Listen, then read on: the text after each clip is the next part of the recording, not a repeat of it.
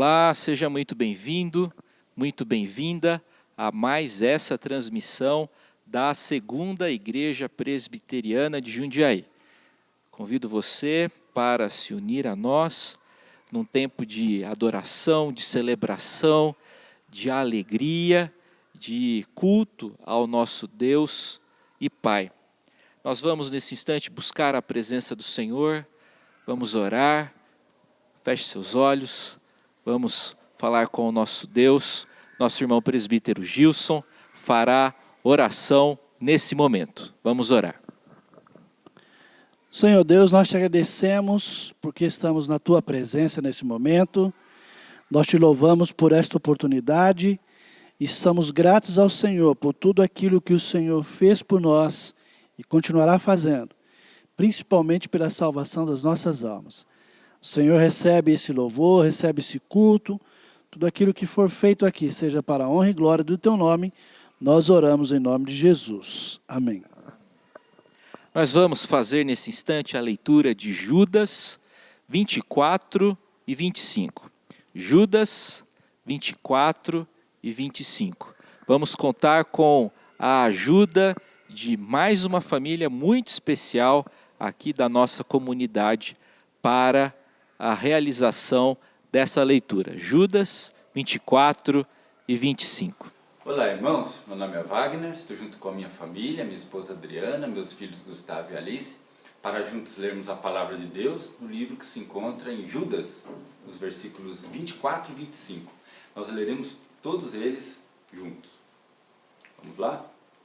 Ora, aquele que é poderoso para vos guardar de tropeços e para vos apresentar com exultação, imaculados diante da sua glória, ao único Deus, nosso Salvador, mediante Jesus Cristo, Senhor nosso, glória, majestade, império e soberania, antes de todas as eras, e agora e por todos os séculos. Amém. Estamos com bastante saudade dos irmãos e, se Deus permitir, nos reuniremos em breve. Até mais, abraço a todos. Até mais, tchau. Tchau. Muito bem, a palavra do Senhor nos convida a louvarmos, a exaltarmos ao Senhor, e é justamente isso que faremos nesse instante, cantando, em primeiro lugar, o hino 38, e depois o cântico Salvador Maravilhoso. Vamos louvar o nome do Senhor.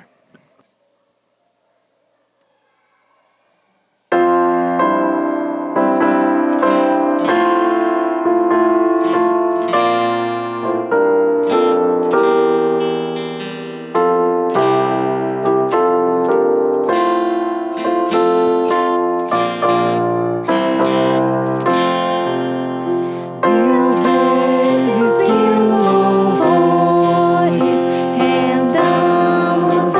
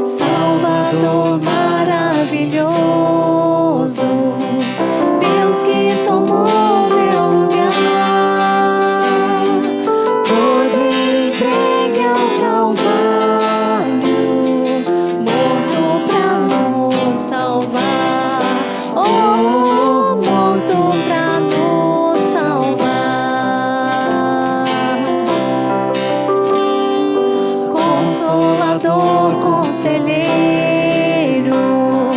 Deus que me vem abraçar na noite escura da alma. Tu vens comigo andar, oh, tu vens comigo andar. Por isso nós te adoramos, por isso vamos louvar,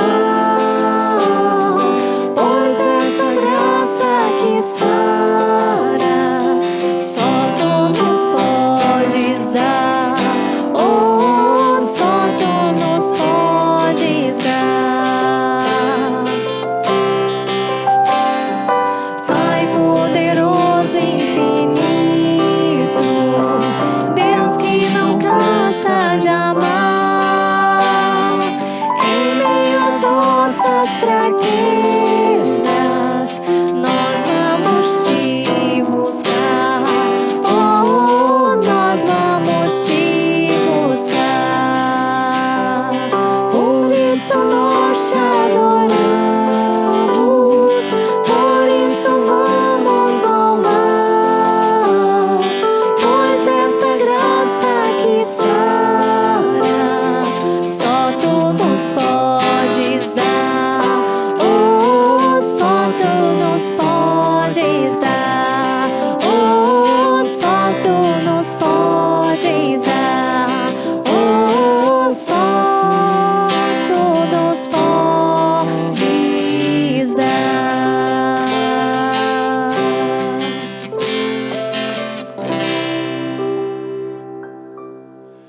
Olá, quero compartilhar com você a palavra do Senhor, segundo o Evangelho de João, o capítulo de número 4, os versos 46 até 54. João, o capítulo 4, de 46 a 54, e diz assim: Dirigiu-se Jesus de novo a Caná da Galileia, onde da água fizera vinho. Ora, havia um oficial do rei, cujo filho estava doente em Cafarnaum. Tendo ouvido dizer que Jesus viera da Judeia para a Galileia, foi ter com ele e lhe rogou que descesse para curar seu filho, que estava à morte. Então Jesus lhe disse: Se porventura não virdes sinais e prodígios, de modo nenhum crereis.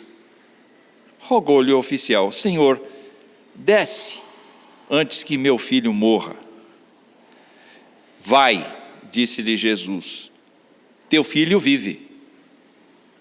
O homem creu na palavra de Jesus e partiu. Já ele descia, quando os seus servos lhe vieram ao encontro, anunciando-lhe que seu filho vivia. Então, indagou deles a que hora o seu filho se sentira melhor. Informaram: ontem, à hora 7, a febre o deixou.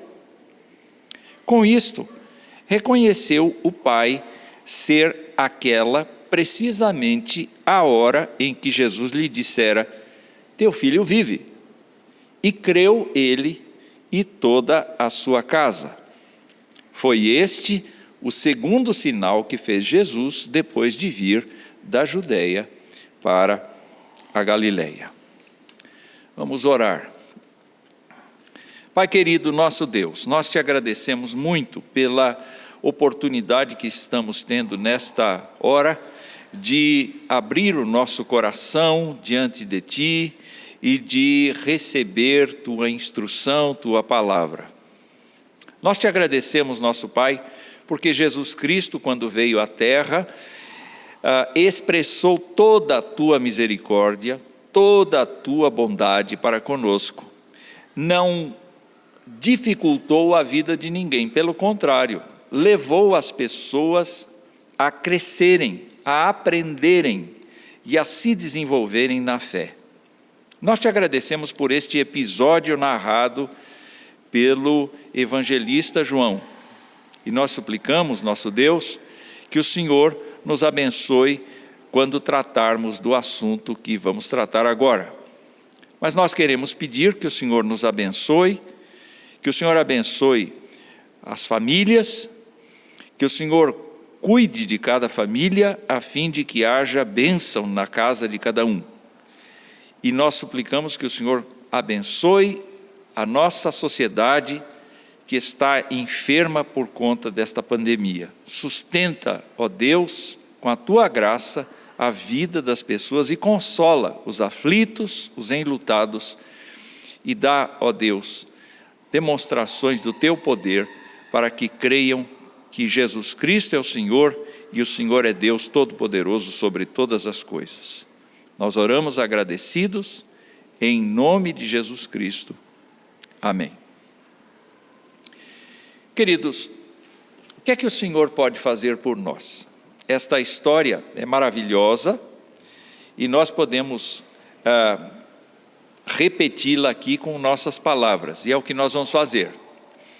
Bom, qual é o contexto desta passagem de João capítulo 4? Naturalmente, nós nos lembramos da mulher samaritana que veio um pouquinho antes, mas eu queria ir para mais longe e dizer que nessa situação histórica, Jesus volta da Judeia para a Galileia, tendo passado pelo menos 2 ou 3 dias na Samaria, e ali, sem nenhum milagre, sem nenhum sinal, sem nenhum prodígio, os samaritanos foram convencidos de que Jesus Cristo era o Messias. Houve uma vitória muito grande da evangelização do grupo de discípulos de Jesus Cristo ali, porque muitas conversões aconteceram e não houve necessidade de nenhum milagre lá.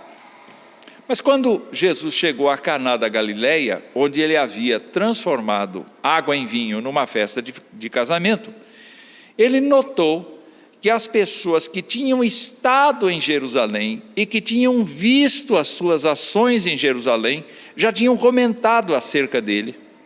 E por isso, as pessoas o receberam com curiosidade, o receberam porque viram o que ele havia feito em Jerusalém. Pois é, não foi uma vez nem duas. Os evangelhos registram que Jesus mais de uma vez expressou esta verdade: um profeta não tem honra na sua própria casa. É claro que ele poderia estar falando da Judeia, mas também ele poderia estar falando da Galileia, porque ele veio de Belém, entretanto, ele foi criado na cidade de Nazaré, numa região muito próxima de Caná. O fato, queridos irmãos, é que havia ali uma pessoa de grande autoridade, vista por João como um oficial do rei, uma pessoa notória, que sabendo que Jesus estava de volta à Galileia, procurou porque ele tinha um filho. A descrição desta pessoa, do filho deste oficial, dá a entender que era menino, era uma criança. E a palavra do Senhor nos diz que esse oficial do rei procurou por causa desse menino doente, muito doente, à beira da morte, e implorou, rogou, fez o exercício da súplica, não é? Para que Jesus o acompanhasse até Cafarnaum, para curar o seu filho que estava morrendo. Qualquer pai faria isso, não é verdade? Então, Jesus, diante disso, em lugar de demonstrar qualquer misericórdia que nós esperaríamos que ele faria naquele momento, o texto nos mostra que Jesus Cristo quase que disse um desabafo, porque ele disse assim: olha, se as pessoas não virem sinais e prodígios, elas não vão conseguir crer, elas não vão crer em mim. É claro que o oficial estava achando que por causa da sua posição dentro do reino, ele teria algum privilégio, alguma situação em que ele poderia mandar. Geralmente as pessoas que estão no exercício do poder imaginam que são donas dos outros e por isso começam a dar ordens ou determinar coisas ou conseguir favores de maneira direta, por imposição.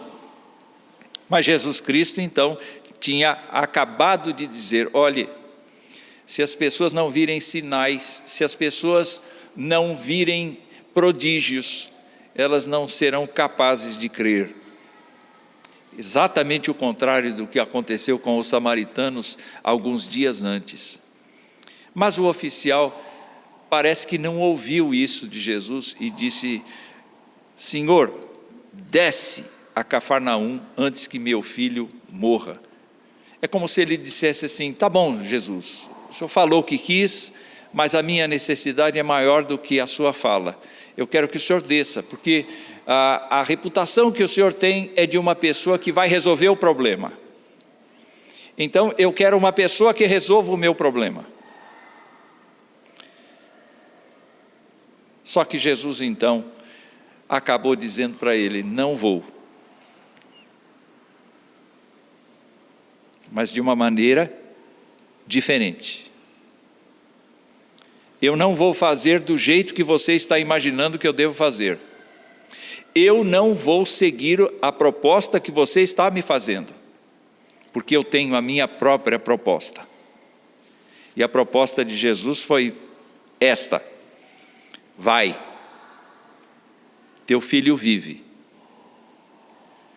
Eu não sei o que você pode imaginar a respeito desta situação, se você apelasse para alguém que pode resolver o problema da sua família e essa pessoa diz assim: volte para casa, vai estar tudo bem lá.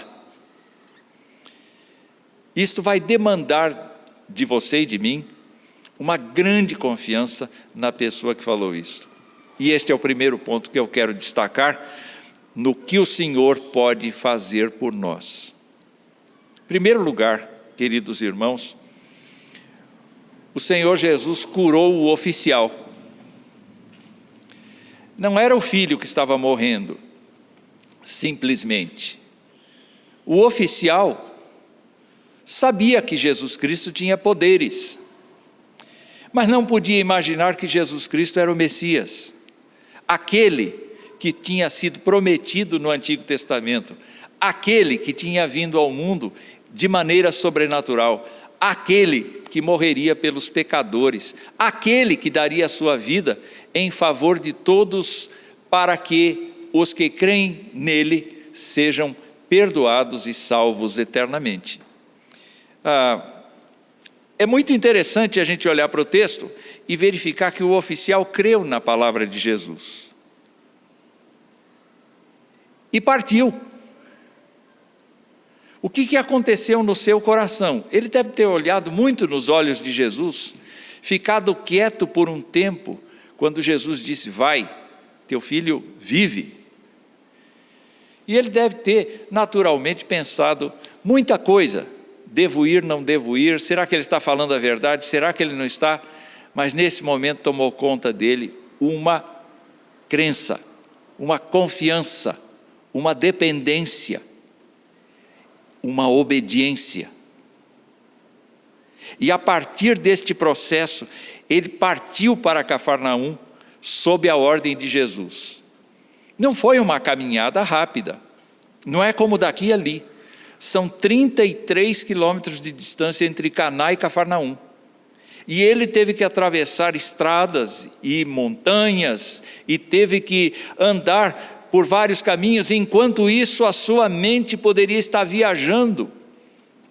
Mas o que aparentemente aconteceu é que ele se manteve resoluto e apressado no sentido de chegar logo em casa. O oficial, baseado tão somente na confiança de que Jesus Cristo tinha falado a verdade, se foi. E, meus irmãos, é gostoso olhar no texto e verificar que o oficial encontrou os seus servos no meio do caminho. E a Escritura nos mostra que ele recebeu uma notícia maravilhosa: o teu filho está bem, o teu filho está a cada dia melhor. E ele disse: quando foi isso? E disseram: a hora 7ª de ontem, ou seja, por volta de 13h. De ontem. Você pode imaginar o lapso de tempo entre a palavra de Jesus Cristo, vai porque teu filho vive, e aquele momento em que ele passou a noite e no dia seguinte ele teve informações de que a hora da cura, a hora do processo de mudança no garoto, foi exatamente o momento em que Jesus Cristo estava falando com ele e estava dando a ordem. No momento em que Jesus Cristo fala, no momento em que este homem crê, no momento em que a ação divina toma conta deste oficial do rei, o Espírito do Senhor está na casa deste homem, curando o seu filho. Que imenso poder, que imensa graça de Deus. E meus irmãos, o oficial então constatou que seu filho começou a melhorar na mesma hora em que Jesus lhe mandou partir. Não houve coincidência. O que houve foi uma demonstração do poder do Senhor Jesus Cristo. Glória a Deus. Então, o oficial do rei, que antes conhecia Jesus de ouvir falar, como Jó, passou a entender que Jesus Cristo era poderoso e cheio de graça.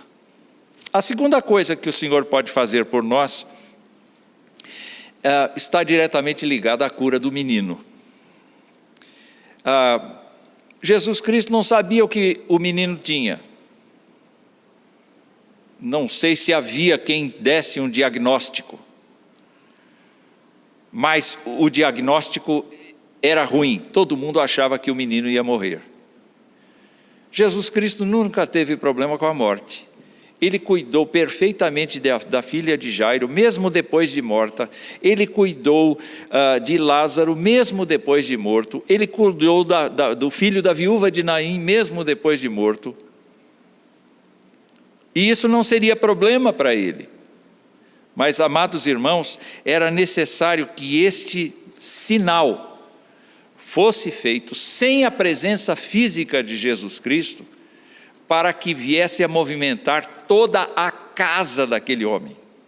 Vocês podem imaginar como é importante para a casa toda, para os servos daquele homem, como é importante eles saírem de casa, porque o menino apresenta melhoras, e eles saírem pela estrada, a fim de se encontrarem com o Senhor para darem essa notícia tão boa.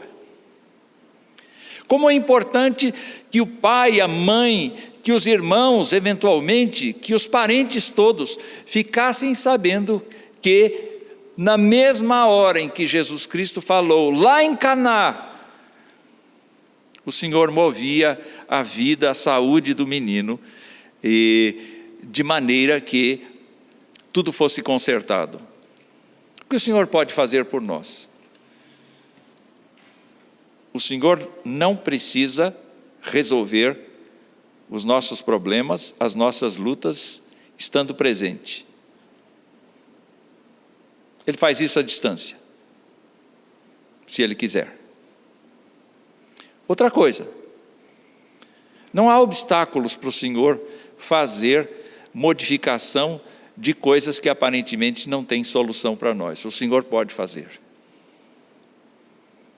E muitas vezes o Senhor vai fazer algum sinal, algum prodígio entre nós, não com o objetivo de nos dar lucro.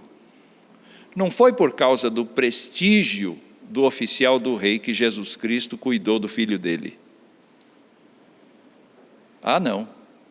Foi exatamente o fato de que aquele milagre ia produzir, além da cura do menino, a cura, a fé genuína no próprio oficial do rei, E aí nós caminhamos para um terceiro aspecto do que o Senhor pode fazer por nós, quando nós olhamos o texto e diz assim no verso 53, com isto, reconheceu o Pai ser aquele ou aquela precisamente a hora em que Jesus lhe dissera, teu filho vive.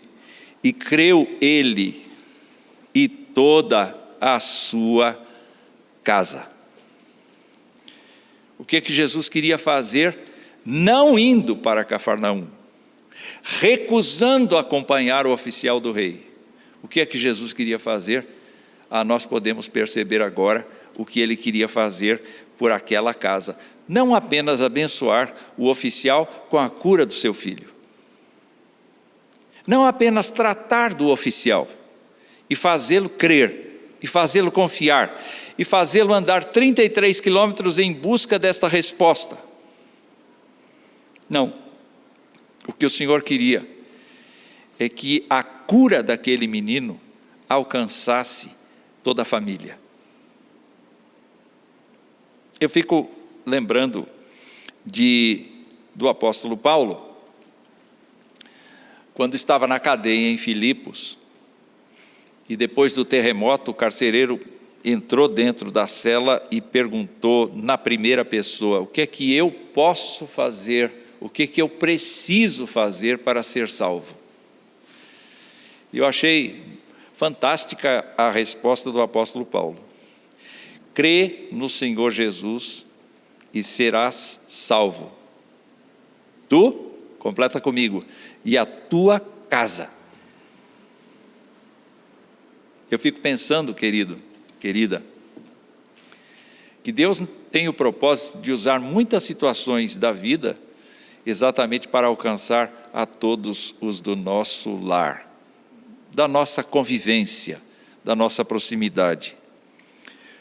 E todos daquela casa creram no Senhor Jesus, não como um rabi da Galileia.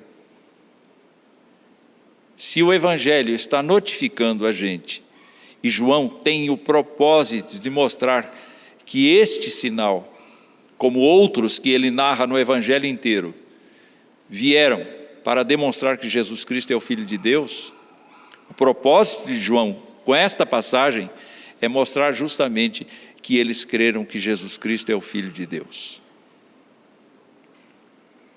Eu fico encantado de perceber então como uma pessoa extremamente agoniada com o problema do seu filho, ouvindo falar de Jesus, de repente percebe que Jesus é o Messias, o Filho do Deus vivo. O seu filho é curado e passa a ter uma vida normal, mas principalmente esse oficial do rei, com os eventos acontecidos, leva todos a confessarem, a crer, a confiarem a sua vida a Jesus. O que é que o Senhor pode fazer por sua casa? Eu não sei, mas você sabe. Uma coisa eu lhe peço: abra o seu coração com fé no Senhor Jesus. Não estabeleça para Ele condição nenhuma. Deixa que Ele estabeleça a condição, porque Ele sabe exatamente como fazer o melhor para a sua vida e a vida da sua casa.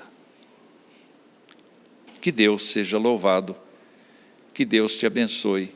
O Senhor pode fazer por nós tudo como lhe apraz. Bendito seja o seu nome. Amém.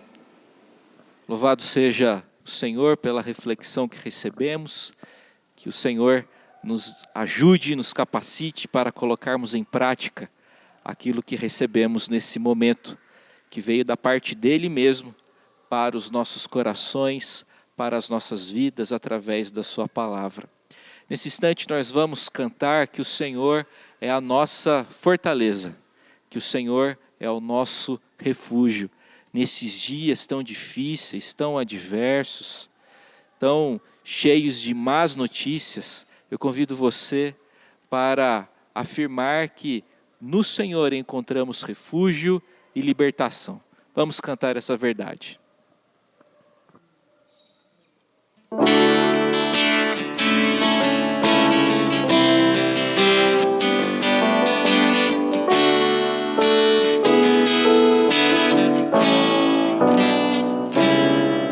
Quando o medo vem e invade os nossos sonhos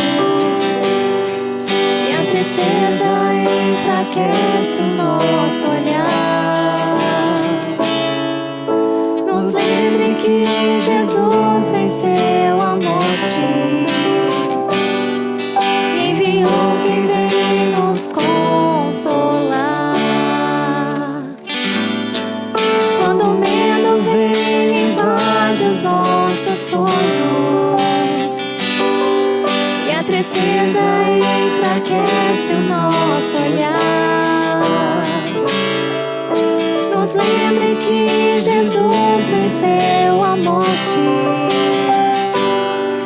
e enviou quem vem nos consolar. Escuta nossa oração, entende nossa aflição. Confiamos no teu poder. Nos deixe ver a tua mão, se para o sim ou para o não. Te entregamos nosso viver. Tu és a nossa fortaleza, refúgio em meio à tribulação.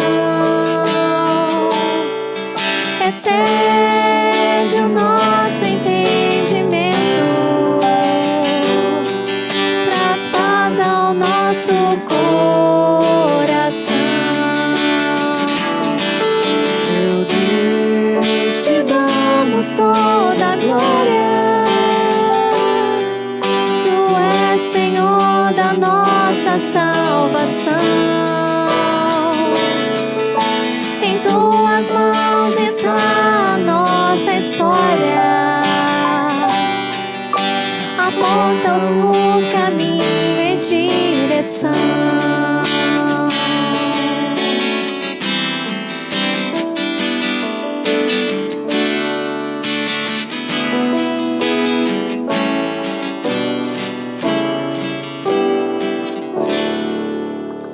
Nosso Deus aponta o caminho e a direção. Nós cremos nisso.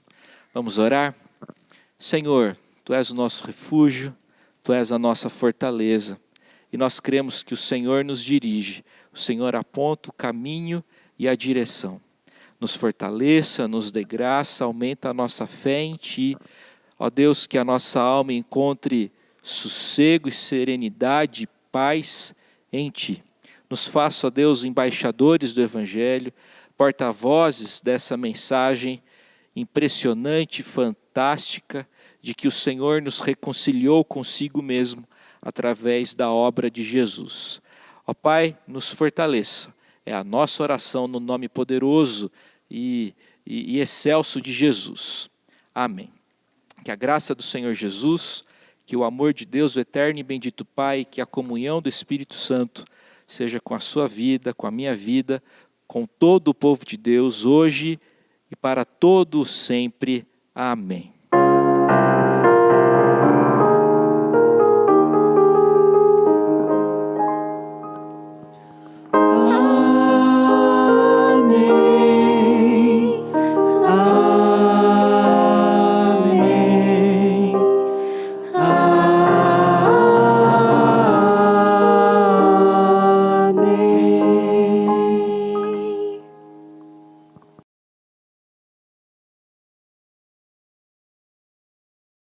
Deus é nosso refúgio e fortaleza, socorro bem presente nas tribulações. Salmos 46:1. Deus é o nosso refúgio e fortaleza, socorro bem presente nas tribulações. Já. Deus é nosso refúgio e fortaleza, socorro, bem presente na angústia. Salmos 46:1.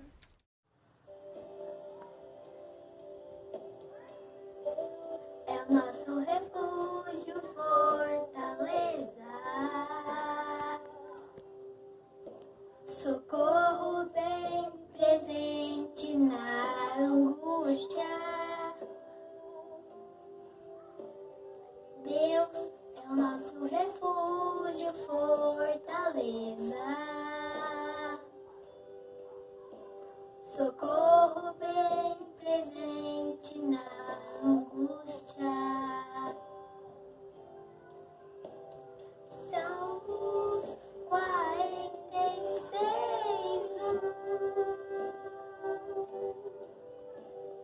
Salmos 46:1.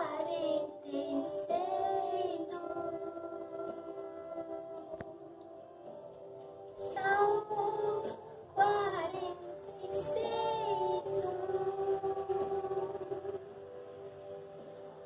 Salmos 46:1.